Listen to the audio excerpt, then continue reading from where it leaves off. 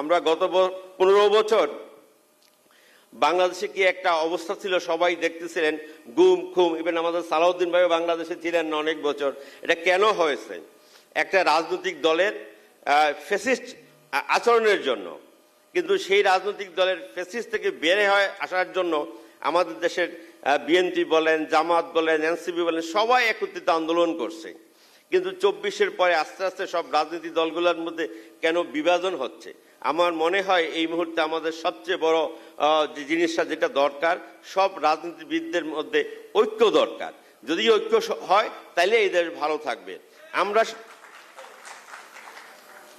আমরা সাধারণ মানুষ যারা আছি, আমরা আওয়ামী লীগ, বিএনপি, এনসিপি, জামাত ইসলামী এটা বুঝতে চাই না। আমরা বুঝতে চাই এদেশে আমরা ভালোভাবে থাকতে চাই, আমাদের ভবিষ্যৎ প্রজন্ম এদেশে ভালোভাবে বাঁচতে পারবে, এদেশে ভালোভাবে লেখাপড়া করতে পারবে। সেই জন্য আজকে যদি আমরা সামান্য জিনিস, হলের সিট নিয়ে বিতর্ক করতে হয়, বিভিন্ন ছোটখাটো জিনিস নিয়ে ওইখানে কে মঞ্চ করবে বা ওইখানে কে মিটিং করবে, দুই পার্টির মধ্যে আলোচনা করতে হয়। সারা বিশ্ব এগিয়ে যাচ্ছে আর্টিফিশিয়াল ইন্টেলিজেন্সের দিকে, ডাটা সায়েন্সের দিকে। সারা বিশ্ব অনেক দূরে আগে গেছে। আর আমরা যদি এইসব ছোটখাটো জিনিস নিয়ে তর্ক বিতর্ক মারামারি করতে হয়, তাহলে কিন্তু আমাদের দেশের অবস্থা খুব একটা ভালো হবে না। এই জন্য আমি মনে করি আমাদের দেশে যত রাজনৈতিক দল আছেন, আপনারা ফ্যাসিস্টের বিরুদ্ধে আন্দোলন করছেন, আপনারা এখন ঐক্য থাকবেন, এই দেশের সাধারণ মানুষের ভাগ্য পরিবর্তনে আপনারা ভূমিকা পালন করবেন। আমি আরেকটা কথা বলতে চাই, অতি সম্প্রতি ডাকসু নির্বাচন হয়ে গেছেন। ডাকসু নির্বাচনের ত্রুটি বিচ্যুতি কিছু থাকতেই পারে বা হবেই, কিন্তু এখানে সাধারণ ছাত্রের যে ওপিনিয়ন সেটা আপনারা সবাই মেনে নেবেন। মেনে নিয়ে আমি মনে করি যারা এখানে পরাজিত হয়েছেন, পরাজিত আমি বলবো না, আপনারা কিছু কম ভোট পেয়েছেন, এখান থেকে আপনারা শিক্ষা নেবেন। আগামী বছর আপনারা কিভাবে ভালো রেজাল্ট করতে পারেন, ভালো কাজ করতে পারেন, সাধারণ ছাত্রদের মন জয় করতে পারেন এবং আপনারা নেতৃত্বে ফিরে আসতে পারেন।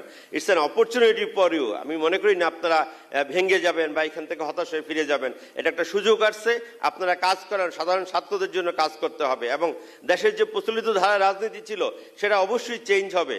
কি ছিল হল দখল করা বা সিট দখল করা, সেই সব রাজনীতি আর নাই। চাঁদাবাজি করা, যদিও মিডিয়ার কথা অনেক বলছেন যে দেশে হয়তো চাঁদাবাজি কিছু হয়, সেটা হয়তো অতিরঞ্জিত হয় বা বেশি হয় কম হয়, সেটা সেভাবে মিডিয়া আছে। কিন্তু সেই জায়গায় আপনাদের কাজ করতে হবে যাতে মিডিয়ার ট্রায়াল না হইতে পারে এবং সঠিক তথ্য উপস্থাপন করতে হবে এবং সাধারণ ছাত্রদের মন জয় করেই ডাকসু বলেন, জাকসু বলেন, যত জায়গায় বলেন সেখানে নির্বাচিত হবে। এই জন্য আমি মনে করি যারা এবার ইলেকশনে পার্টিসিপেট করছেন, আপনারা একটা শুভ সূচনা করছেন, গণতন্ত্র উত্তরণে আপনারা সহযোগিতা করছেন এবং আপনারা আগামীতে এইখান থেকে শিক্ষা নিয়ে আপনারা জয়লাভ করবেন, এটা আমি মনে করি। আমি আর কথা বেশি বাড়াতে চাই না। পরিশেষে একটা কথা বলতে চাই, আমাদের এইখানে অনেকেই শহীদ প্রেসিডেন্ট জিয়াউর রহমানের অনুসারী আছেন। জিয়াউর রহমানের দুইটা গুণ যাতে আমরা ব্যক্তিগতভাবে চর্চা করতে পারি। একটা হলো দেশপ্রেম, একটা কি দেশপ্রেম, দেশপ্রেমের বিকল্প নাই। আরেকটা হলো শহীদ প্রেসিডেন্ট জিয়াউর রহমানের অর্থনৈতিক সততা। অনেক কথা বলতে পারবেন মানুষ, অনেক তার হয়তো পলিটিক্যাল সমালোচনা করতে পারবেন, কিন্তু তার অর্থনৈতিক সততা নিয়ে কেউ কোনো কথা আজ পর্যন্ত বলতে পারেন নাই।